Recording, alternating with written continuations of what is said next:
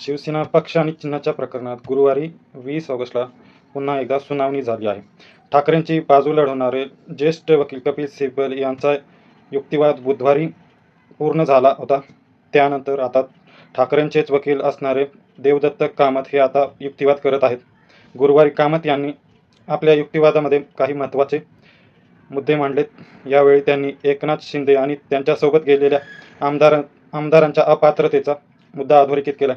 पण यावेळी त्यांनी अपात्रतेचा निर्णय थेट सुप्रीम कोर्टाने द्यावा अशी भूमिका आक्रमकपणे मांडली.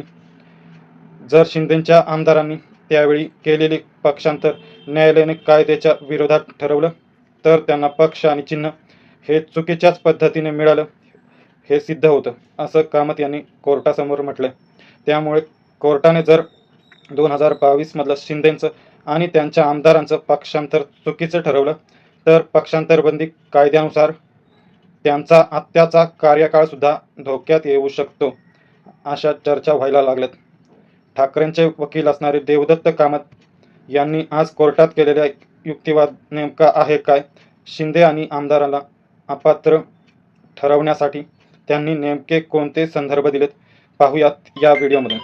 नमस्कार, मी अक्षय आणि आपण पाहतात अक्षय बांदल यूट्यूब. वकील देवदत्त कामत यांनी ठाकरेंची बाजू कोर्टात मांडताना असं म्हटलंय की एखादा आमदार एकदा अपात्र ठरला की त्याचं सभागृहातलं सदस्यत्व संपुष्टात येतं. या प्रकरणात या एका विशिष्ट कालावधीत सुनावणी पूर्ण न होऊ शकल्यामुळे त्यांनी आधीच या पक्षांची फळं चाखली आहेत. आजही या पक्षांतराचे फायदे घेत आहेत. चिन्ह आदेश हा विधिमंडळात बहुमताच्या निकषावर आधारित आहे.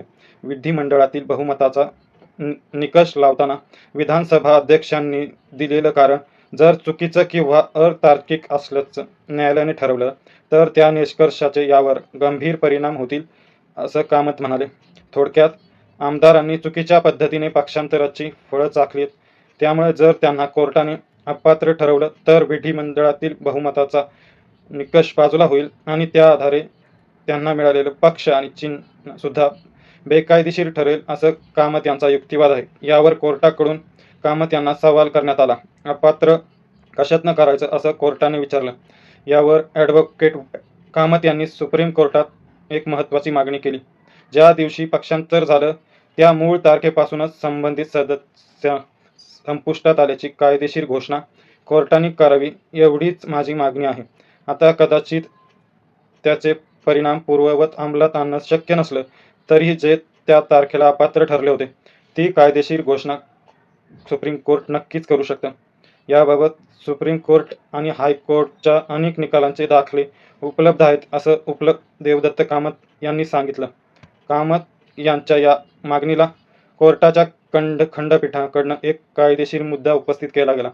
सुप्रीम कोर्टाला या प्रकरणातील तथ्य तपासून कायद्याची तत्त्व लागू करावी लागतील, पण त्याआधी विधानसभा अध्यक्ष किंवा संबंधित पक्षाला म्हणजे शिंदे गटाला आपली बाजू मांडण्याची संधी दिली जाणं आवश्यक आहे, असं खंडपीठाकडनं सांगण्यात आलं. यावर उत्तर देताना या खटल्यातील सर्व पक्ष आज न्यायालयासमोर उपस्थित आहेत आणि त्यांचे वकील त्यांचं प्रतिनिधित्व करतायत. अपात्रतेच्या कारवाईविरोधात त्यांना बचावासाठी जे काही सांगायचं आहे ते थेट कोर्ट ऐकून घेऊ शकतं आणि त्यानंतर योग्य तो आदेश पारित करू शकतं, असं कामत यांनी म्हटलंय. आपली हीच मागणी लावून धरताना देवदत्त कामत यांनी सिब्बल यांच्याप्रमाणेच सुभाष देसाई प्रकरणाची आठवण करून दिली. आम्ही त्यावेळी सुद्धा हीच मागणी केली होती की सुप्रीम कोर्टाने स्वतः आमदारांच्या अपात्रतेचा निर्णय घ्यावा, कारण विधानसभा अध्यक्षांवर आमचा विश्वास राहिला नव्हता. अध्यक्षांनी निर्णय घेण्यासाठी अनेक महिने लावले. आम्हाला 2दा सुप्रीम कोर्टात यावं लागलं.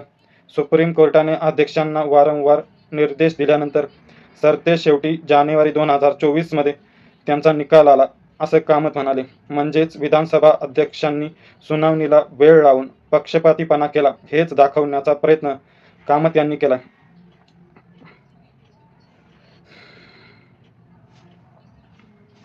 प्रतिस्पर्ध्यांचं म्हणणं ऐकून घेऊन कोर्टाने निकाल द्यावा. कोर्टाला तो अधिकार आहे. जिथे अपात्रतेची तथ्य सिद्ध होतात तिथे न्यायालय हा अधिकार वापरू शकते, असं पुन्हा एकदा कामत यांनी कोर्टाला सांगितलंय. यानंतर देवदत्त कामत यांनी उपस्थित केलेला मुद्दा हा सगळ्यात महत्त्वाचा ठरला.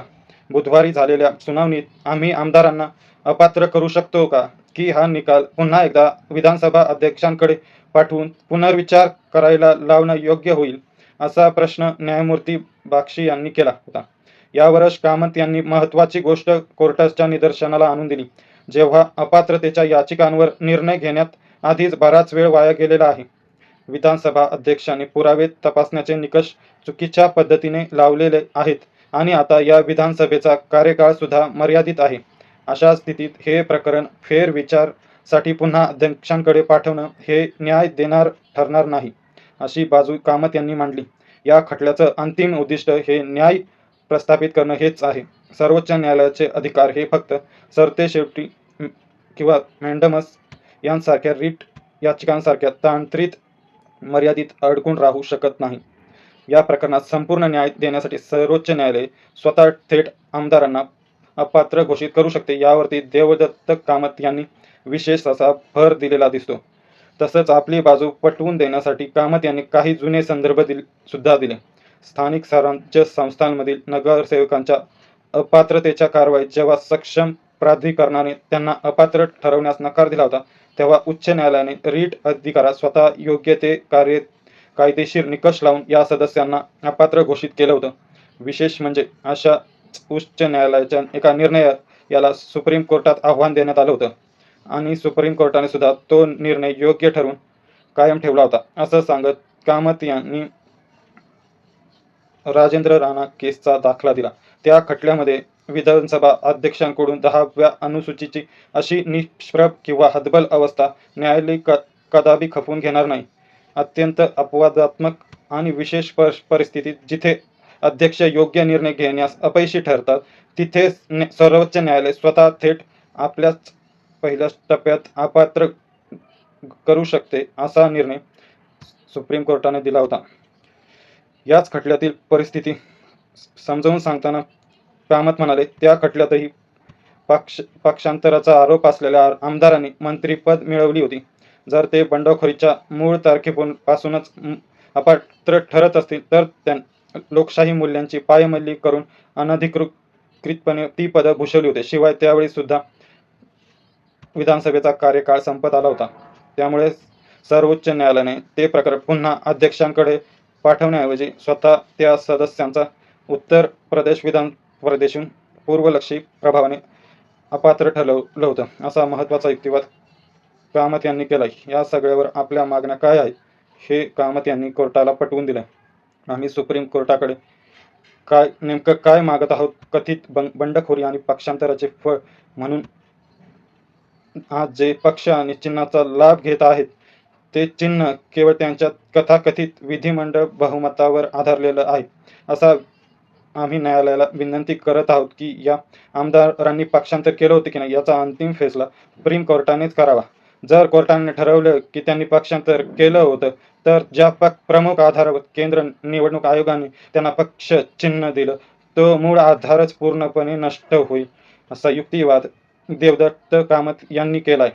या युक्तिवादानंतर देवदत्त कामत यांनी आपल्या आमदारांच्या अपात्रतेच्या कायदेशीर मुद्द्यावरचा युक्तिवाद आज पूर्ण केला. आजच्या युक्तिवादात कामत यांनी राणा खटल्याचा थेट संदर्भ देऊन सुप्रीम कोर्टाने आमदारांना थेट अपात्र ठरवावं, जर शिंदे आणि त्यांच्या आमदारांनी पक्षांतर केलं म्हणून त्यांना अपात्र ठरवण्याचा निर्णय आला, तर त्यांना मिळालेला पक्ष चिन्हाचा बेसच कमकुवत होऊ शकतोय, हे कामत यांनी कोर्टात म्हटलंय. हा त्यांचा युक्तिवाद अत्यंत महत्त्वाचा मानला जातोय. त्यामुळे कामत यांच्या युक्तिवादाचा विचार करून कोर्टाने जर निकाल दिला, तर शिंदे आणि त्यांचे आमदार अपात्र ठरणार का? त्यामुळे त्यांच्या आत्ताच्या कार्यकाळावर आमदारकीच्याच नाही तर मंत्रिपदाच्या सुद्धा गदा येणार का, हे पाहणं महत्त्वाचं असणार आहे. त्यामुळे या अनुषंगाने आता पुढच्या काळामध्ये आता काय घडामोडी घडतात, पुढच्या सुनावणीचे नेमके काय अपडेट्स येतात, हे पाहणं महत्त्वपूर्ण असणार आहे. आजच्या सुनावणीच्या अपडेट्सबद्दल तुम्हाला काय वाटतं? तुमची मतं आणि प्रतिक्रिया कमेंट्स बॉक्समध्ये लिहून कळवा आणि अशाच माहितीपूर्ण व्हिडिओसाठी अक्षय बांदल यूट्यूब चॅनलला सबस्क्राईब करा. धन्यवाद.